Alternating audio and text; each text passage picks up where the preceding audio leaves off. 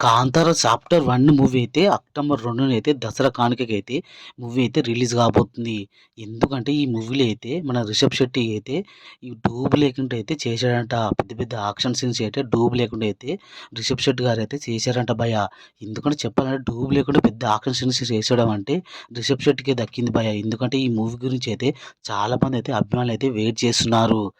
ఎందుకంటే ఈ విషయం ఏంటంటే చాప్టర్ 1 కాంతార ఇది ఎందుకైతది 2 కావాలి కదా అని చాలామందయితే అనుకుంటున్నారు భయ్యా.